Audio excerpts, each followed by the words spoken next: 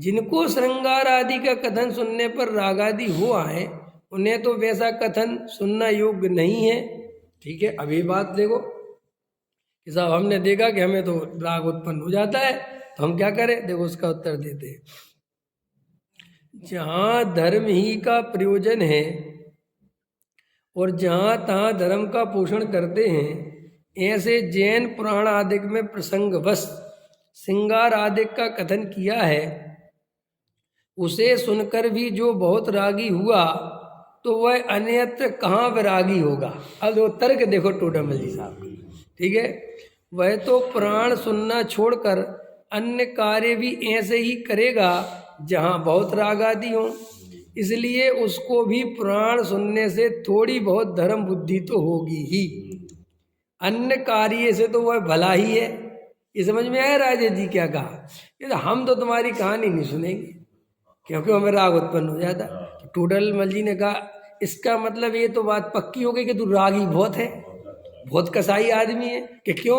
कि हम हर दूसरी लाइन में तो वीतरागता की बात कह रहे हैं, माने हम कहानी सुना रहे और हर 2-4 लाइन बाद वीतरागता की बात आ रही है, जिनेंद्र देव के दर्शन की बात आ रही है। पढ़ते होंगे, आपने पढ़े होंगे नियोग पढ़ना प्रथमा नियोग के, तो उसमें ऐसा आता है कि वो राजा था, फिर इतने में अचानक वहाँ पे चैत्यालय थे तो वो दर्शन करने गया, पूजन करने गया, फिर वहाँ पर खूब शांति से उसने आत्म ध्यान किया, फिर वो बाहर, फिर ऐसा आता है।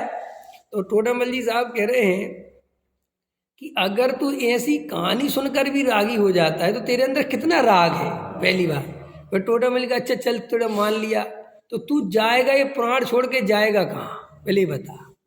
समझ में आया? मैं तो घर जा रहा हूँ, तो वहाँ तो जाके और रागी होगा, क्योंकि वहाँ तो राग ही राग भरा पड़ा है। नहीं समझे? जैसे अपन फिल्म देखने जाएं तो फिल्म में क्या होगा कि चाहे फिल्म शुरू से देखो, चाहे बीच से देखो, चाहे अंत में देखो, चाहे आदि अंत देखो, भाई उसमें तो राग देश राग देश राग देश राग देश और अंत में राग देश पे खत्म। उसमें तो कोई वीतरागता की चर्चा आने वाली है नहीं।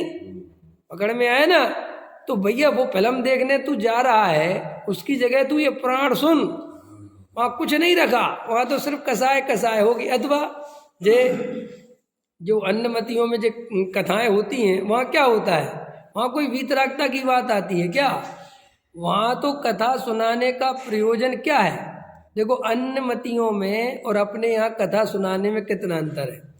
अपने यहाँ पुण्य पाप की कथा सुनाकर, राजा महाराजाओं का पुण्य और पाप का वर्णन दिखाकर कि महापुरुषों के जीवन में ऐसी ऐसी घटनाएं घटती हैं, उनके जीवन में भी पाप के उदय आते हैं, पुण्य के उदय आते हैं, लड़ाई झगड़े होते हैं, लेकिन वे ऐसा होने पर भी अपने श्रद्धान को छोड़ते नहीं हैं और वीतरागता पे ही दृष्टि रखते हैं।